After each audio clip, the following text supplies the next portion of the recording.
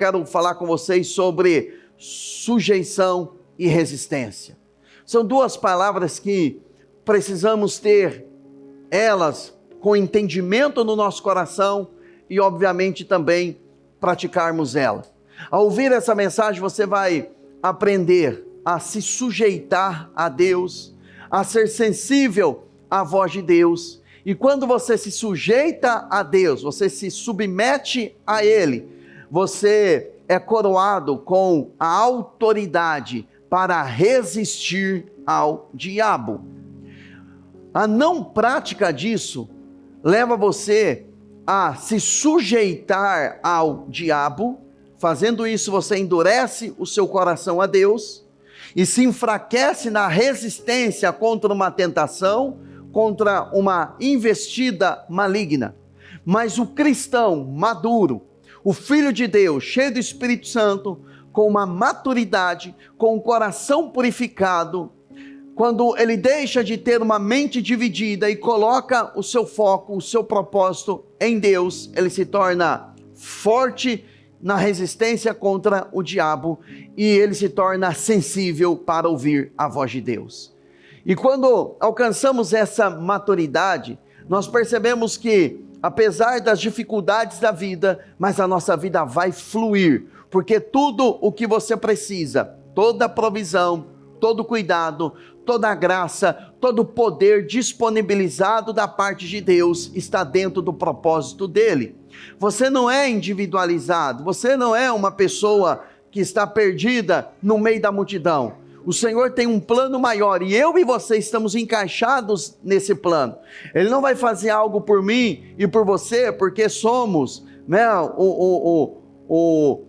o alvo de Deus, o propósito maior de Deus, e Ele vai suprir as nossas vontades. Não, eu e você estamos dentro de um plano maior, que é o plano de Deus. E quando nós nos enquadramos, nos sujeitamos a Ele, nós nos submetemos a Ele, então nós podemos perceber toda a provisão que precisamos, emocional, relacional, tudo que está dentro da vocação que Ele tem para a nossa vida, Ele acaba nos entregando. Eu queria iniciar essa mensagem lendo com vocês Tiago, capítulo 4, a partir do verso 6, e eu vou ler hoje na NVT, Nova Versão Transformadora. Tiago, capítulo 4, verso de número 6 até o verso de número 10. O texto diz assim: Tiago era pastor da igreja de Jerusalém, ele era meio irmão de Jesus, que obviamente era filho de Maria e José, e ele então se converteu após a ressurreição de Jesus, e depois ele vai se tornar pastor da igreja de Jerusalém. Então ele está discipulando, doutrinando, ensinando a igreja de Jerusalém. Então ele está falando aqui com os crentes em Cristo Jesus. Ele não está falando com incrédulos, ele está falando com a igreja. E se ele está falando com a igreja, ele está falando comigo, está falando com você, amém? Bora lá. Contudo, ele generosamente nos concede graça. Como dizem as Escrituras, Deus se opõe aos orgulhosos, mas concede graça aos humildes. Portanto, submetam-se a Deus, resistam ao diabo, e ele fugirá de vocês. Aproximem-se de Deus, e ele se aproximará de vocês. Lavem as mãos, pecadores. Purifiquem o coração, vocês que têm a mente dividida. Que haja lágrimas, lamentação e profundo pesar. Está falando de arrependimento aqui. Que haja choro em vez de riso, tristeza em vez de alegria. Humilhem-se diante do Senhor e Ele os exaltará.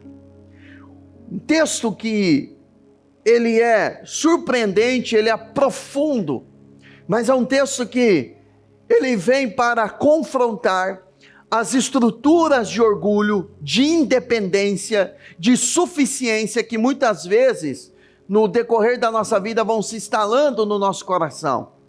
e temos a tendência de sermos independentes, temos a tendência de acharmos que somos suficientes, que não precisamos de Deus e que não precisamos das pessoas, e na verdade tudo isso é respaldado por um orgulho, e esse orgulho, ele precisa ser confrontado, ele precisa ser atacado. Eu estou falando de Deus nos atacando, de Deus nos confrontando, para que Ele possa obter de nós aquilo que Ele quer. E o que é que Deus requer de nós? Que eu e você cumpramos o plano dEle. Agora, o plano dEle é muito melhor para as nossas vidas do que o nosso próprio plano. A vontade dEle é muito maior e bem melhor para as nossas vidas do que a nossa própria vontade, porque eu e você somos imperfeitos. Então, por mais perfeito que pensemos que o nosso plano é, na verdade, só de pensarmos que aquilo que estamos pensando é perfeito, já revela a nossa imperfeição. E Tiago, ele vai nos ensinar que quando suportamos o processo de quebrantamento, nos submetendo a Ele humildemente, estaremos aptos a sermos vitoriosos contra o diabo, contra as investidas.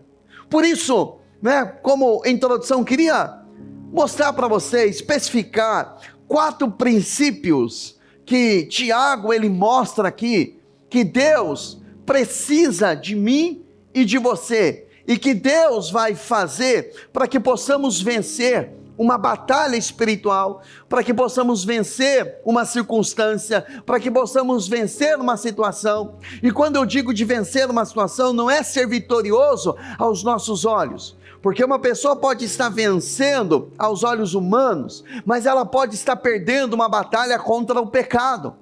Ela pode estar perdendo uma batalha contra o orgulho, ela pode estar perdendo uma batalha contra ela mesma, porque toda vez que nós estamos trilhando um caminho que não seja um caminho de Deus, nós estamos num caminho de fracasso, estamos num caminho de derrota. Então ele vai mostrar aqui o primeiro ponto, que antes do próprio Deus resistir ao diabo, o texto diz que Deus resiste a quem? Aos soberbos. O soberbo é aquele que é o orgulhoso, é aquele que pensa que é melhor do que os outros, ou que pensa que ele é suficiente ou autossuficiente. E quando eu e você nos colocamos na posição de orgulhosos, quando o que Deus nos manda fazer, nós não fazemos. Nós não fazemos por quê? Porque pensamos que o que nós estamos achando é melhor. Por exemplo, Jonas, Deus manda ele ir para Nínive, mas ele achou melhor ele ir para Tarsis. Por que ele achou melhor? Porque ele achou uma injustiça Deus perdoar aquele povo. Ele achou uma injustiça, porque aquele povo havia ferido a nação dele, havia ferido os seus parentes. E como agora Deus me manda ir pregar arrependimento para poder salvar aquele povo, e ele toma uma rota equivocada. Aquela rota equivocada que ele tomou, na verdade estava fundamentado numa estrutura de orgulho. Por quê? Eu acho que é melhor assim, eu acho que é melhor eu fazer do meu jeito, não vou fazer da forma de Deus. Quando nós tratamos as finanças, não de acordo com a palavra, mas de acordo com o nosso entendimento, nós estamos sendo orgulhosos.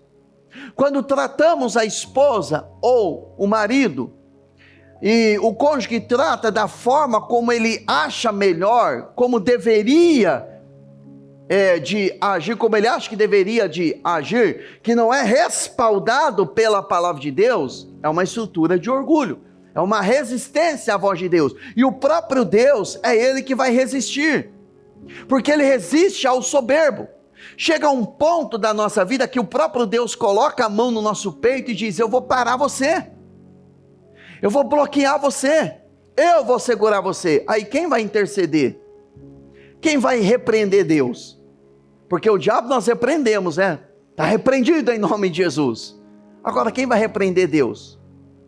Quando Deus coloca a mão no nosso peito, nas nossas finanças e diz, aqui você não passa, você vai para trás agora, porque o seu coração está firmado em mamon, você está idolatrando dinheiro, então eu vou botar a mão no seu peito, e não adianta, você pode orar, você pode clamar, você pode pedir misericórdia, mas se não responder humildemente, a vida não avança.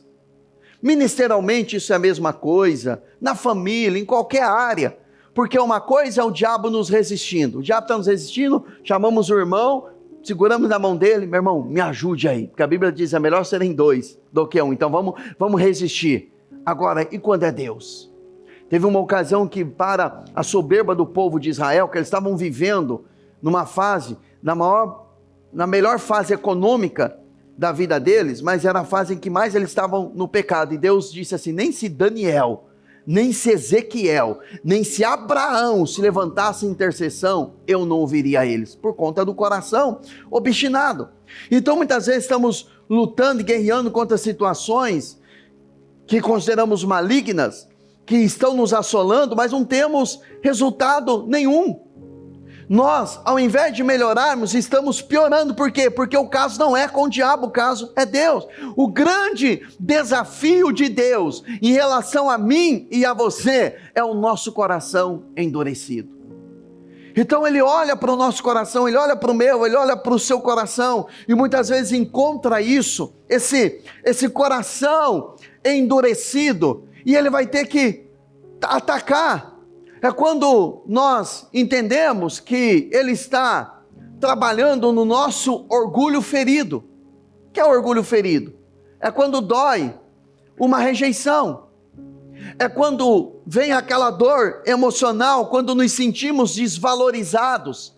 É quando nos sentimos humilhados. Acredite, muitas vezes essa situação, ela pode vir da parte de Deus para confrontar estruturas de orgulho no nosso coração. Como é que Deus vai tratar um ansioso? Ensinando ele a esperar. Deus não vai chamar o ansioso, você está ansioso, então eu vou acelerar as coisas para você. De forma alguma. Ele vai segurar, porque para o ansioso ele tem que aprender a esperar. A esperar por quê? Porque muitas vezes, eu não estou falando da ansiedade, a patologia que vem de uma má formação no caráter, em outras situações, mas às vezes o ansioso, ele parte para aquele lado que ele se torna uma pessoa muito mimada. Eu quero, porque se eu não querer, se o senhor não me der agora, eu vou embora. Irmão, você acha que ele vai segurar você? Vai falar, não meu filho, por favor. Ele não nos trata como filhos mimados. Ele não nos trata como filhos mimados, porque ele vai nos tratar olhando na perspectiva de que somos saudáveis, porque é assim que ele vê a mim, é assim que ele vê você. Como é que ele trata com o soberbo, aquele que ama o dinheiro, aquele que idolatra o dinheiro, tem dificuldade de devolver a 10ª parte, quebra relacionamentos por causa de dinheiro, fere pessoas? Como é que ele vai tratar? Tirando o dinheiro, não é dando mais. É quando vem tudo ao chão. Como é que ele vai tratar aquela pessoa que tem dependência emocional dos outros? Às vezes isolando aquela pessoa. Às vezes a rejeição das pessoas em relação a você, não são as pessoas rejeitando, é Deus rejeitando. Para mostrar a realidade. Irmãos, isso não é para nos colocar para escanteio, mas às vezes Deus nos faz algumas coisas para nos tornar saudáveis e entendermos que nós dependemos dEle, que nós precisamos dEle. Mas como saber que o orgulho está sendo ferido? Pela dor que sentimos.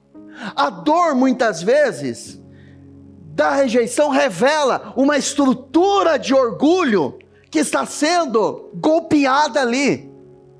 E como eu e você vamos lidar com isso, é que vai determinar o tempo em que nós passaremos nesse tempo de resistência de Deus em relação a nós. Irmão, se eu fosse contar tempos da minha vida, momentos da minha vida, é que Deus colocou a mão no meu peito e não tinha quem resolvia a situação, porque Deus estava tratando com as estruturas de orgulho do meu coração. Eu lembro uma vez que eu estava passando por um processo de aconselhamento com um pastor muito conhecido na nação, ele é fantástico, e eu estava num processo de aconselhamento, ele estava fazendo meu aconselhamento, e de repente, tinha muitas coisas na minha vida para que fossem resolvidas, e de repente, eu me vi aconselhando ele, e eu estava achando que eu era o cara ali, né?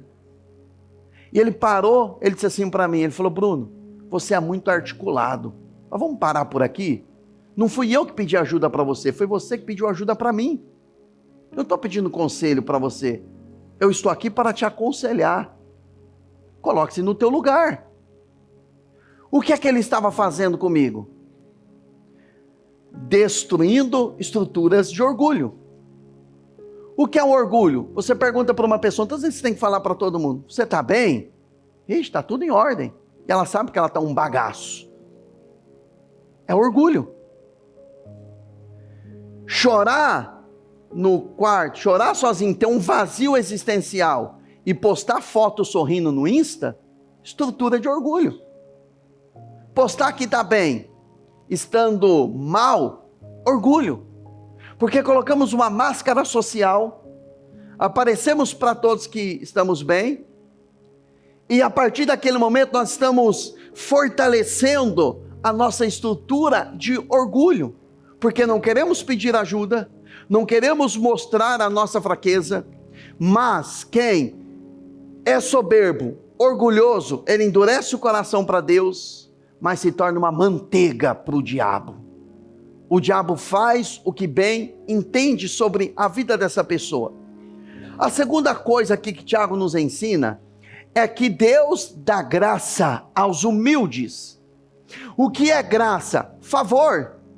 É o favorecimento. Ele vai favorecer aquele que realmente é humilde. O favor de Deus e a abundância dele estão ligados com o coração purificado da arrogância e do orgulho. Por isso que Tiago ele diz: vocês que têm a mente dividida, purifiquem o seu coração. Coração maculado pela ofensa, coração maculado pelo orgulho, coração sujo, vai transformar numa mente dividida. Eu não sei se quero, se não quero. Eu não sei se vou, eu não sei se fico. Eu não sei se faço ou eu não faço. Eu quero Deus, mas eu quero o diabo. Eu quero Deus, mas eu quero o mundo. Eu quero Deus, mas eu quero o pecado. Eu quero a ceia do Senhor, mas eu quero o carnaval. Ou seja, então a minha mente ela está dividida. Mente dividida, ela precisa de purificação. Por isso que a Bíblia diz o seguinte: sobretudo, o que se deve guardar, guarde o seu coração. É os seus sentimentos, são as suas emoções. Muitas vezes, a insuficiência da graça, não que a graça seja insuficiente, mas a graça não nos alcançou a ponto de nos tornarmos libertos do pecado. O pecado ainda nos domina, o pecado ainda nos escraviza. Geralmente, tudo isso é respaldado pelo orgulho. Então aquela soberba no nosso coração impede a graça de Deus de agir. Porque Paulo, quando ele vai orar ao Senhor dizendo: Senhor, me tira espinho na carne, tem uma pessoa que está me perseguindo, tem uma pessoa que está me afrontando, como se ele estivesse dizendo: faz justiça, julga a minha causa. E aí o Senhor olha para ele e fala: Paulo, você não precisa que o espinho na carne saia, você precisa da minha graça, a minha graça te basta, o meu favor te basta, e o meu poder se aperfeiçoa na tua fraqueza. Resumindo, o que você precisa, Paulo, não é que eu tire o seu espinho na carne. O que você precisa é reconhecer que você precisa da minha graça, da minha suficiência para suportar essa perseguição. Meus irmãos, às vezes nós oramos para Deus tirar alguém que está nos perseguindo e Ele está intencionando fazer exatamente o contrário. Você está dizendo: Senhor, afasta de mim aquela pessoa que está me perseguindo. Ele está dizendo: não, mas aquela pessoa está perseguindo porque eu liberei uma palavra para te perseguir.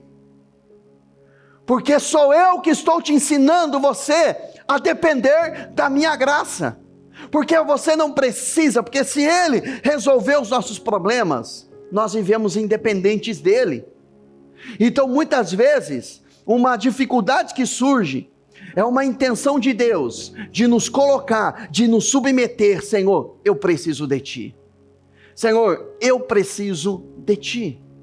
Eu preciso do Senhor. Eu dependo da Tua presença.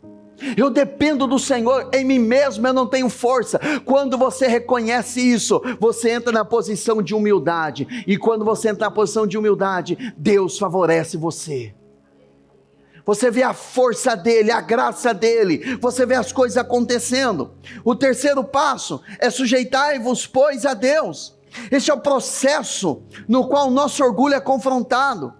É necessário permitir se sujeitar a Deus, para que estruturas malignas sejam desarticuladas de nós, sejam tiradas de nós. E muitas vezes essas estrutura de orgulho, muitas vezes ela é sutil na nossa vida, nós nem imaginamos.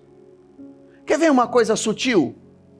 Fazer algo sem orar, orgulho. Viver uma vida, uma semana sem ler a palavra, saber o que Ele quer a meu respeito, orgulho. Fazer as coisas depois dizer Deus abençoa, orgulho, em vez de orar antes.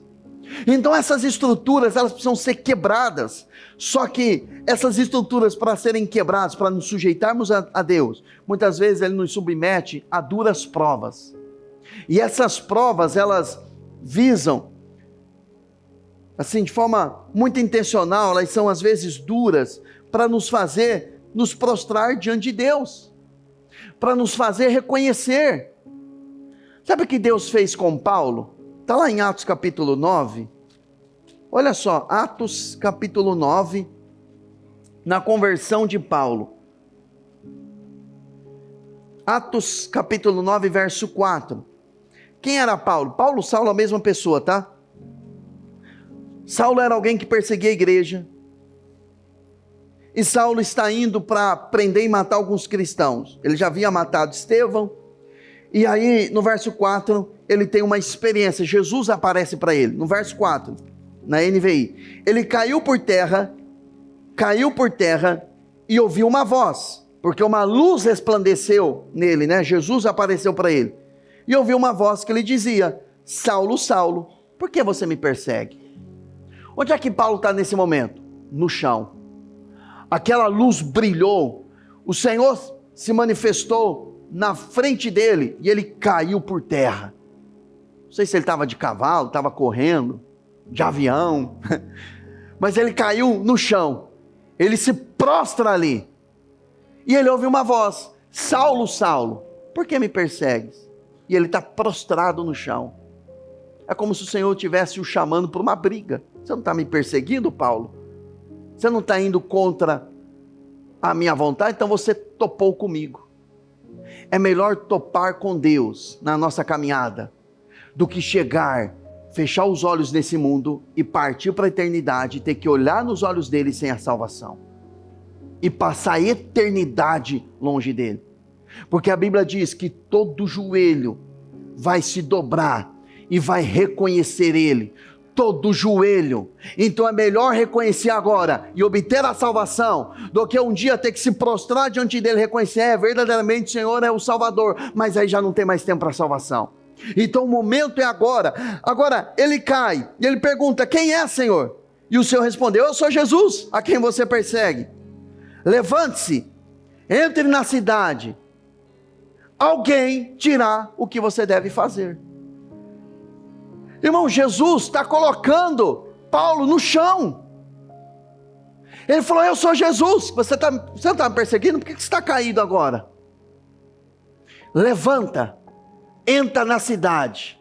Irmãos, alguém com a estrutura de Paulo odiava ser mandado, odiava ter alguém liderando ele. Aí Jesus aparece e dá uma ordem a ele: você vai entrar na cidade. Mas lá na cidade, alguém vai dizer o que você deve fazer. Irmãos, aquilo deve ter irritado. Paulo era colérico. Aquilo deve ter irritado Paulo de tal forma. Mas quando ele levanta, ele está cego. Então ele tinha que se submeter. Ele poderia, eu imagino Paulo perguntando o seguinte: por que o senhor não fala logo o que eu vou fazer? Meu negócio é com o senhor.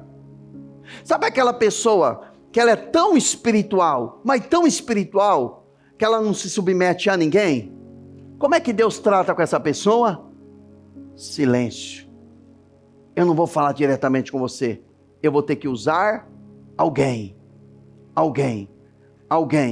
até que a estrutura de orgulho seja derrubada. Irmãos, Paulo futuramente ele vai subir ao terceiro céus, e ele tem revelações surpreendentes, que o abençoado ainda disse: eu não posso falar para vocês. Por que disse isso, né? Você quer matar um ansioso e falar: eu soube de algo, mas não posso falar para você. E então ele teve revelações surpreendentes, mas no começo ele teve que ouvir alguém. Para ser honrado você precisa primeiro aprender a honrar. Para ser exaltado você primeiro precisa aprender a se sujeitar. Para ouvir a voz de Deus você precisa ouvir alguém, porque muitas vezes Deus vai falar conosco, não é através da nossa super mega espiritualidade. Não, no meu caso sou eu e Deus, eu só ouço a Deus. Coitado de você. Deus vai colocar você, às vezes, em sujeição a alguém, para você aprender, porque essa é a lei da vida. Isso quebra o nosso orgulho. Meu irmão, quando a gente chega diante de alguém para pedir ajuda, nós estamos sendo feridos nas nossas estruturas de orgulho. Quantas pessoas estão presas no pecado, em cadeias pecaminosas, mas elas não sentam com alguém maduro para pedir ajuda. Elas estão presas, enroladas, elas estão amarradas, aprisionadas. E enquanto elas não são livres, elas querem servir, elas querem fazer, e Deus está olhando e está dizendo: não, eu não quero que você faça, eu quero que você seja.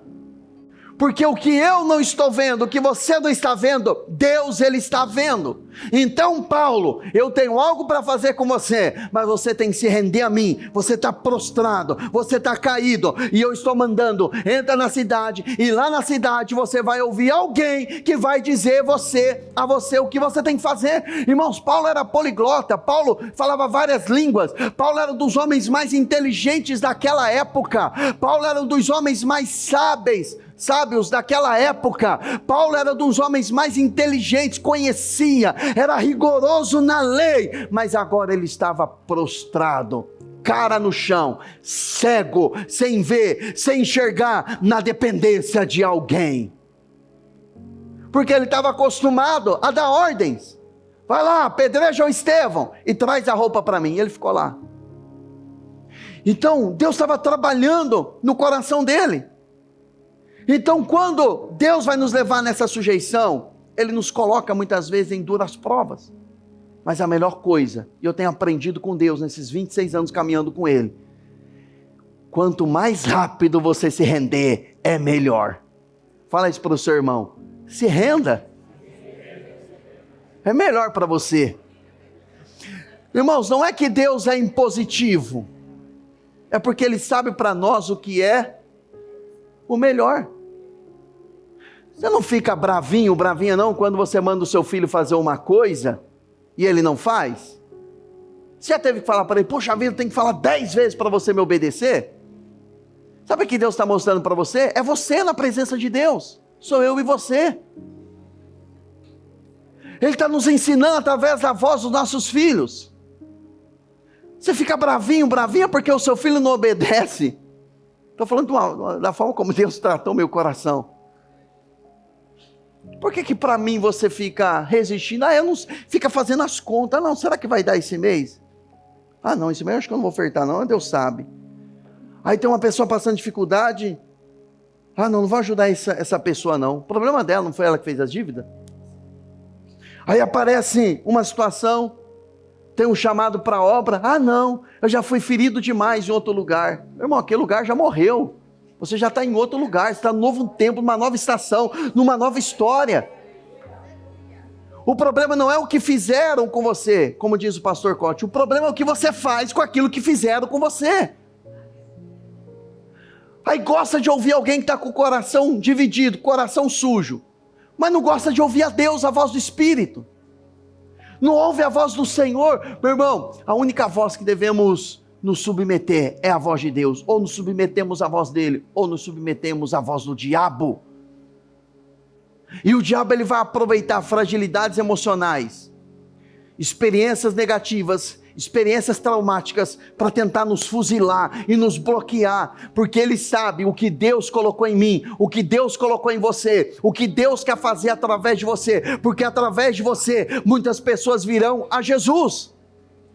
Mas o diabo olha a você, em você também, e em mim, e ele vê um potencial para afastar muitas pessoas do reino de Deus também. Então depende de quem nós queremos ser um instrumento. Eu e você precisamos preferir ser um instrumento de Deus. À medida que nos suportamos a humilhação, sujeitando-nos à correção, o diabo não tem mais onde se apoiar e se esconder. E aí o que é que vai acontecer? Ele vai fugir de nós. Porque a Bíblia diz, resisti ao diabo e ele fugirá de vós. Como é que eu recebo autoridade para fazer com que ele fuja de mim? Fugir é uma atitude, é uma decisão de quem tem medo. Como eu faço para que o diabo tenha medo de mim? Embora isso não tenha que ser a ideia do meu coração. Me sujeitando a Deus. Quando eu me submeto a Deus, quando o Senhor me encontra nas madrugadas de joelhos, dizendo, Senhor, eu dependo de Ti, Senhor, eu preciso de Ti, Senhor, misericórdia, eu preciso da Tua graça. Quando Ele me vê lendo a palavra, quando Ele me vê reconhecendo que eu estou errado, que eu preciso de ajuda, quando eu sento com o irmão e conto uma luta, conto uma dificuldade, conto uma adversidade, ou seja, eu estou botando o diabo para correr, porque eu não estou vivendo na independência, eu estou vivendo na dependência de Deus, e em unidade com os meus irmãos, porque ninguém cumprirá algo sozinho, porque Deus não nos dá algo simplesmente para satisfazer a nossa vontade, mas para ver um plano maior. Existem várias rotas de libertação. Quando você olha para a Bíblia, você vai ver Jesus expulsando demônios. Você vai ver Jesus orientando, a caça de demônios só sai com oração e jejum. Você vai ver libertação acontecendo com uma ordem de alguém, como Paulo, ordenando aquele espírito maligno saindo. Mas existe libertações na vida de uma pessoa que não vem pela autoridade de alguém mandando o mal embora, mas vem com um discipulado de Jesus. Eu vou mostrar isso na Bíblia, Mateus capítulo 15, a partir do verso de número 21. Esse texto eu lembrei dele ontem na sala de oração. Tivemos uma sala de oração aqui, enquanto eu estava orando, até quando finalizamos a sala de oração, eu vim no último horário, e aí eu estava falando para os irmãos que estavam aqui no final. Olha só, vou ler na NVT, Mateus capítulo 15, a partir do verso 21. Então Jesus deixou a Galileia, rumo ao norte, para a região de Tiro e Sidom. Uma mulher cananeia, que ali morava, veio a ele, suplicando, Senhor, filho de Davi, tenha misericórdia de mim. Minha filha está possuída por um demônio que a atormenta terrivelmente. Jesus não disse uma só palavra em resposta. Jesus só ouvindo ela. Então os discípulos insistiram com ele. Mande-a embora. Ela não para de gritar atrás de nós. Jesus disse à mulher, fui enviado para ajudar apenas as ovelhas perdidas do povo de Israel. A mulher, porém, aproximou-se, ajoelhou-se diante dele, implorou mais uma vez, Senhor, ajude-me. Jesus respondeu, não é certo tirar comida das crianças e jogá-la aos cachorros. Senhor, é verdade, disse a mulher. No entanto, até os cachorros comem as migalhas que caem da mesa de seus donos. Mulher, sua fé é grande, disse-lhe Jesus. Seu pedido será atendido. E no mesmo instante, a filha dela foi curada. Nós vemos nesse texto Jesus tomando uma outra rota de libertação. Existem várias maneiras de uma pessoa ser liberta. Por exemplo, alguém investir de autoridade no nome de Jesus, expulsando o demônio no nome de Jesus. Alguém pode ser liberto através da palavra de Deus, através de oração e jejum. Mas existem tipos de demônio que não sai por uma oração de alguém ou por uma intercessão. Ele só sai quando uma pessoa se sujeita a Deus. E esse caso aqui que nós lemos de uma mulher, de uma mãe, que vai buscar a ajuda de Jesus. Jesus não expulsou o demônio. Jesus não repreendeu o espírito de enfermidade. Jesus não disse, sai demônio. Jesus não disse, olha, vamos fazer uma roda de oração por ela. Jesus não disse, vamos jejuar por ela. Ou Jesus também não disse para ela, olha, jejue e confie. Não.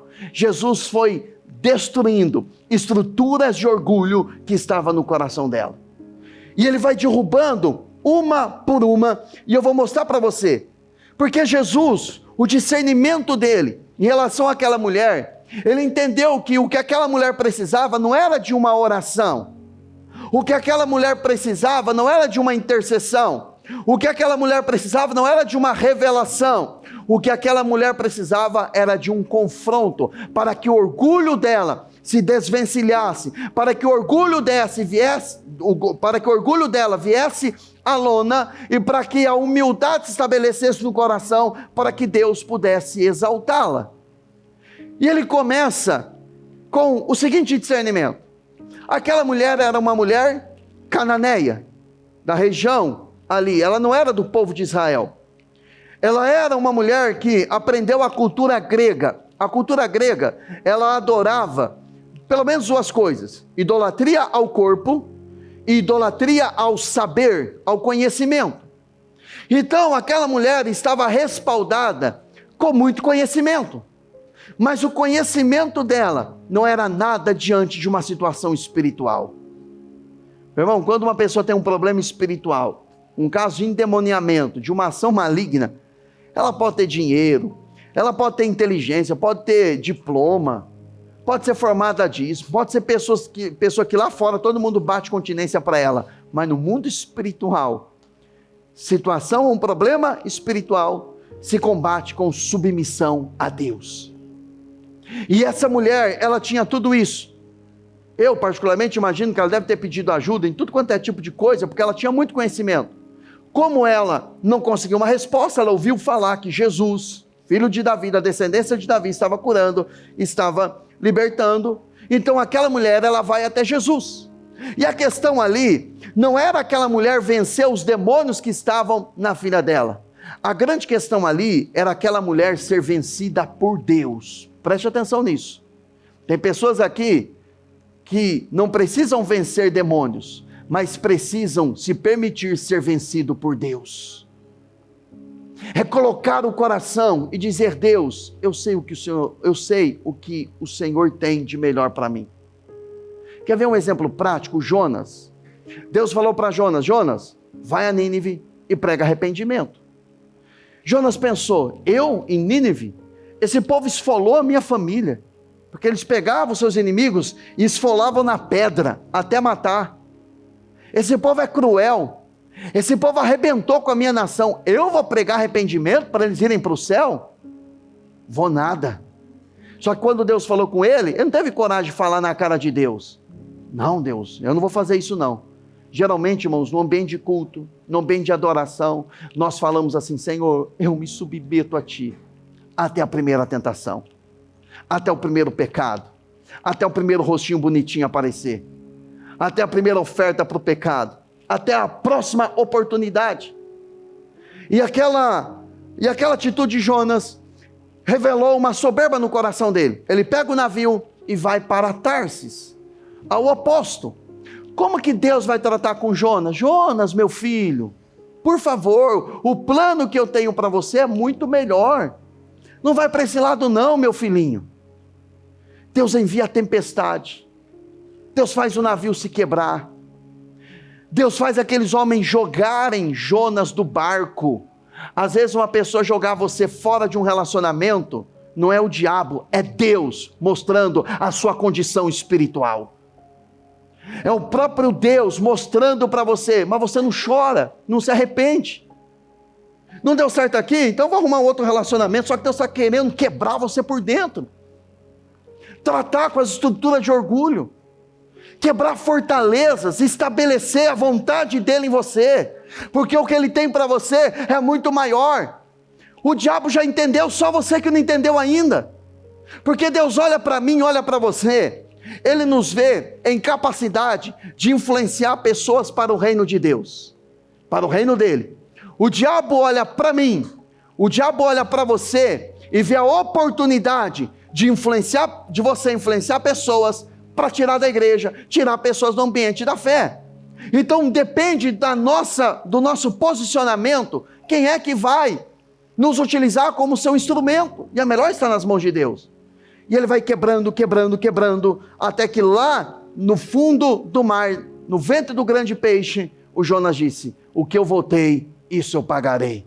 Ou seja, eu disse um dia para o Senhor que eu seria profeta, e profeta não vai onde ele quer, profeta vai onde Deus envia. O mensageiro, ele não vai onde ele acha melhor, o mensageiro, ele vai onde a mensagem precisa ser anunciada. Então ele entendeu isso, e ele disse: o que eu votei, isso te pagarei. E Deus dá ordem para vomitar ele na praia, e ele tem que voltar lá para Nínive, que era o lugar onde ele deveria de estar. Então, como Deus nos trata, às vezes nos quebrando, e só que muitas vezes Deus está nos quebrando. Eu estou falando de situações que eu também já vivi muito isso, que Ele vai nos quebrando, e nós queremos repreender o diabo. Não, diabo, você vai sair da minha vida. E não, o diabo é Deus. Não, irmão, ora por mim. Aí sempre vai aparecer alguém que vai dizer assim: ó, Deus está me mostrando uma macumba na sua vida. Irmão, a macumba é você mesmo que está em desobediência. E é uma realidade, porque nós vamos buscar pessoas que vão falar aquilo que nós queremos ouvir, porque é mais fácil alguém falar que tem uma macumba na minha vida, do que eu ter que chegar diante de Deus e dizer: Deus, eu me arrependo no pó e na cinza, o problema não é a macumba, eu sou o macumbeiro da minha vida, eu mesmo estou arrebentando com a minha vida, com as minhas decisões, com as minhas atitudes. Agora, Deus vai tratar com o homem também, que essa mensagem falou muito comigo. O apóstolo Paulo. Paulo era um homem sanguinário antes de ele se converter. Paulo matou alguns cristãos. Paulo começa a perseguir a igreja. Paulo não era acostumado a receber ordem. Paulo era acostumado a dar ordens. E ele manda matar um, manda matar outro. E ele é o cara daquela época. Alguém apedreja Estevão, coloca as vestes aos pés de Paulo. E de repente, Paulo vai ter um encontro. Ele está caminhando por uma direção, e ele vê uma luz resplandecendo. Jesus se revela a ele. E o que é que Paulo faz? Cai no chão. E ele ouve uma voz dizendo: Saulo, Saulo, por que você está me perseguindo? E ele diz: quem és tu, Senhor? Quem é você? Ele disse: eu sou Jesus, a quem você persegue. Quando Paulo tenta se levantar, ele percebe que ele está cego. Ele fica 3 dias cego. E aí olha o que Jesus fala para ele: Saulo, o negócio é o seguinte, você vai entrar na cidade, porque alguém vai dizer a você o que você tem que fazer. Irmãos, Paulo era acostumado a dar ordens. E agora vem Jesus e diz o seguinte: você vai ter que entrar na cidade. E alguém teve que pegar na mão dele porque ele estava cego, levar ele para a cidade, e lá alguém iria dizer a ele o que ele deveria fazer. O que Jesus está fazendo com Paulo? Está colocando ele numa posição para ele aprender o que é ser sujeito a alguém. Sujeição, porque ele tinha a estrutura de orgulho, e o orgulhoso, ele não pensa que está certo, ele tem certeza que ele está certo. O orgulhoso, ele não acha, ele tem convicção. Ele não pensa que ele é bom, ele tem certeza que ele é bom. Então Paulo era esse tipo de pessoa. Agora imagine para alguém que estava acostumado em dar ordens, ter que receber ordem de alguém. Foi assim que Deus tratou com Paulo. Paulo poderia ter dito: já que o Senhor apareceu para mim, então já me fala logo o que eu tenho que fazer. Só que para o orgulhoso, Deus não fala direto, Deus usa terceiro. Mas quando você se submete à vontade dele, quando Paulo, ele entra numa humildade, ele se quebranta diante de Deus, aquele homem teve revelações, subiu até o 3º céu, mas enquanto o coração dele tinha soberba, tinha orgulho, enquanto ele queria estar em cena, Deus colocou ele na lona, até que ele se sujeitasse e aprendesse. Então eu e você muitas vezes estamos em apuros. Não é o diabo, é Deus. E qual é o melhor caminho? Nos sujeitando a Ele. Então aquela mulher, ela chega diante de Jesus, ela chega diante do Senhor, e Jesus vai tratar com ela. Primeiro tratamento de Jesus com aquela mulher, ela fica gritando: Jesus, minha filha está endemoniada, minha filha tem problemas com demônios. E o que Jesus fez? Nada, silêncio. O silêncio de Deus é para colocar um ponto final no nosso orgulho. Quando Deus se cala, nós temos aquela dor no coração. Já deve ter acontecido isso com você, amém? Você fala: puxa vida, Deus não me responde, eu acho que Deus não me ama, eu acho que Deus não me quer, não vou mais na igreja, não vou mais caminhar com Jesus, Ele não está me ouvindo. Sabe o que você está fazendo? Você está colocando para fora o que Deus viu, por isso Ele se silenciou, porque você confia que Ele te ama apenas quando tudo dá certo. Deu algo errado, você acha que Ele não te ama, então o seu coração está dividido. Então Ele vai fazer o quê? Silenciar. Mas eu vou espernear. Quanto mais você espernear, mais revela a sua imaturidade. Porque Deus não vai nos tratar a partir da nossa infantilidade. Uma criança infantil, ela chora, se joga no chão, não é assim? Ou o Senhor me dá, ou eu não quero mais o Senhor. Meu filho que às vezes fala isso para mim, quando eu falo não para ele. Ele chora. Esses dias ele disse assim: você é o pior pai do mundo. Que eu falei não para ele. Mas é um coração infantil, uma criança. Então quando eu falo isso, eu transfiro isso para Deus. Revela a minha imaturidade. Revela que eu ainda não amadureci. Porque, irmãos, quando a pessoa, ela amadurece, e ela anda com Deus por amor, ela tem muito, ela está com Ele, ela tem pouco, ela está com Ele, ela está na bonança, ela está com Ele. Se ela está triste, ela vai orar. Se ela está feliz, ela vai cantar louvores, porque independente da situação que ela estiver, ela vai querer estar com Ele e na presença dEle. Eu não sei se você está compreendendo o que é que Deus está sinalizando, o posicionamento do seu coração. Então Ele não diz nada para essa mulher, Ele fica em silêncio. Mas o silêncio não significa que Jesus não quer operar na vida dela, significa que Jesus quer tratar com ela. Porque os discípulos disseram: já que Jesus não está falando nada, então Senhor, despede ela, está enchendo as nossas paciências. E Jesus está em silêncio. Jesus não disse: é verdade, manda ela embora, não, porque Jesus queria libertar ela. A libertação da filha dela passava por ela. Talvez você veio aqui pensando o seguinte: olha, eu vim aqui para orar, para o Senhor libertar o meu filho, para o Senhor libertar a minha filha, para o Senhor libertar o meu marido, para o Senhor libertar a minha esposa, mas a libertação deles passa primeiro pela sua libertação. O tratamento de Deus para os meus filhos começa com o tratamento dele no meu coração. Então, Ele vai tocar nessa área da vida dessa mulher, deixando ela em silêncio. O silêncio de Jesus, ele é pedagógico. Há momentos em que os céus ficam em total silêncio diante do nosso clamor. É mais fácil crer quando estamos cercados de milagres. O difícil é continuar crendo e orando pelos filhos, pelos familiares, por uma resposta quando as coisas parecem estar indo de mal a pior. Eu peguei uma frase de um livro do Hernandes Dias Lopes aqui, o que eu li para você. A segunda coisa que Jesus vai tratar com ela, Jesus vai falar para aquela mulher: mulher, eu não fui enviado senão as ovelhas perdidas na casa de Israel. Jesus faz silêncio, não responde ela, e quando ele vai responder, ele diz: olha, eu não vim senão a buscar as ovelhas perdidas da casa de Israel. Sabe o que ele estava dizendo? Se você não reconhecer que você está perdida, eu não posso salvar você. Se você não reconhecer isso, eu não vim para socorrer os sãos, mas eu vim para curar os doentes. Eu venho para esse tipo de gente. Enquanto você se apoia na sua sabedoria, enquanto você se apoia em estruturas de orgulho, Eu não posso te ajudar, porque ele dá a realidade daquela mulher. A realidade é o seguinte: você não é salva, você não é filha. Porque quando Jesus fala isso àquela mulher,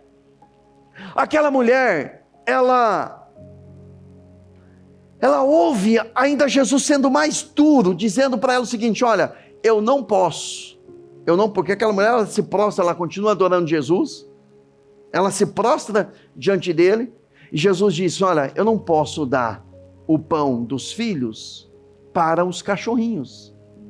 Primeiro, ele diz: eu preciso salvar os de Israel, você não faz parte do meu povo. Terceira coisa, eu não posso pegar um pão de um filho e dar para os cachorrinhos. No grego aqui é cachorrinho mesmo, é o doméstico, o cachorro domesticado. Eu não posso fazer isso. Não é sábio fazer isso, porque você não é filha. Filha não tem direito à mesa. Filha é como um cachorrinho que come daquilo que cai, as migalhas que caem da mesa. E ela mesma, quando ela ouve Jesus falando isso, ela tem um entendimento. É verdade, mas a grande realidade é que os cachorrinhos comem até das migalhas que caem da mesa. Ela aceita a realidade de Jesus. Ela aprendeu a lidar com a ofensa, porque ela poderia ter dito: o Senhor está me chamando de cachorrinha?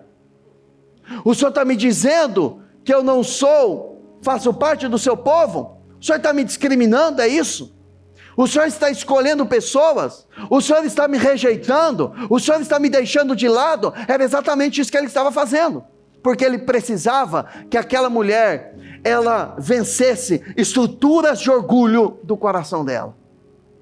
E quando aquela mulher entendeu o tratamento severo de Deus, o tratamento cirúrgico de Deus, Jesus olhou para aquela mulher e disse: mulher, grande é a sua fé. Porque ela aprendeu a lidar com a ofensa.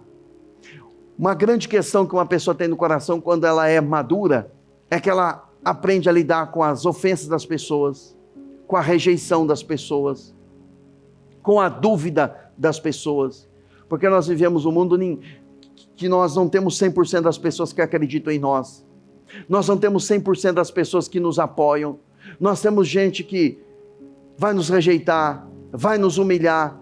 E muitas vezes tudo isso faz parte de um processo de Deus, para nós nos submetermos e dependermos dEle. Porque no caminho da formação do nosso caráter, ou da reestruturação do nosso caráter, vamos ter que nos submeter a algumas pessoas para aprendermos. Quantos jovens hoje, no primeiro emprego, o patrão fala duro com ele, e ele já se levanta e fala: ele pensa que é quem para falar assim comigo? O patrão vai chamar a atenção que ele chegou atrasado, ele já pensa: quem é ele para falar comigo desse jeito? Então a pessoa não aprendeu a se sujeitar. Qualquer palavra contrária, ele já fica ofendido. Meu irmão, Deus não pode dar coisas grandes para quem se ofende facilmente. A grande questão não é ficar ofendido, até porque todos nós temos limitações emocionais, mas é como nós lidamos com a ofensa. Já que eu fui rejeitado, eu estou indo embora daqui. Já que eu não fui tratado da forma como eu imaginei que eu seria tratado, então eu vou procurar outro lugar. Imaturidade. Lembra que o teor da mensagem, a ideia da mensagem é gerar em você sujeição a Deus, submissão a Ele, dizer: Deus, eu vou fazer com as minhas finanças o que o Senhor quer, eu vou tratar minha esposa não do jeito que eu acho que ela merece, mas do jeito que a tua palavra diz, eu vou tratar o meu marido não do jeito que ele merece, ou do jeito que eu acho que tem que ser, eu vou tratar da forma como a tua palavra diz, a tua palavra é o melhor, é a melhor direção, eu vou me submeter à sua palavra, eu vou permanecer na sua palavra, porque quando você se submete à palavra de Deus, Ele favorece você, você se humilha diante dEle, e Ele exalta você. E aí, você pode provar, quando você se desvencilha de tudo isso do seu coração, você pode ouvir Ele dizendo: seja feito conforme a sua fé. Ó mulher, Ele disse para ela: grande é a sua fé. Naquele momento, a filha dela foi liberta. Jesus não orou, Jesus não deu palavra, Jesus não pediu para ela fazer seminário de cura e libertação, Jesus não falou para ela passar por um processo de aconselhamento. Jesus simplesmente disse: olha, o seu pedido está atendido. E naquele momento, a filha dela foi completamente liberta. Que momento? quando ela quebrou toda a estrutura de orgulho, foi ao chão, se rendeu, ela se submeteu ao Senhor, então ela provou de uma intervenção de Deus na família. Eu e você precisamos de uma intervenção de Deus na família. Não preciso nem perguntar quem que precisa. Seria chovendo molhado, né? Eu não preciso perguntar quem precisa de um milagre, quem precisa de uma resposta. Todos nós precisamos, inclusive eu. Mas essa palavra é uma diretiva de Deus, porque o que Ele vai fazer é algo extraordinário. E através da nossa fé, e a fé, ela só é uma fé verdadeira quando tem humildade no coração. Porque fé sem humildade é prepotência. Fé sem humildade é presunção. A pessoa diz, não, eu vou conquistar, eu vou avançar. Mas se não tem fé, que é respaldada por humildade, não é apenas... não passa de presunção, de soberba, não passa de idolatria ao dinheiro, e Deus vai derrubar tudo isso, e não adianta chorar depois. Se sujeite agora, se arrependa diante dele e fala, Senhor, hoje o Senhor me trouxe aqui para ouvir a sua voz, para ouvir a sua palavra, para me sujeitar ao Senhor, porque Ele tem coisa grande para você, Ele tem coisas extraordinárias para nós.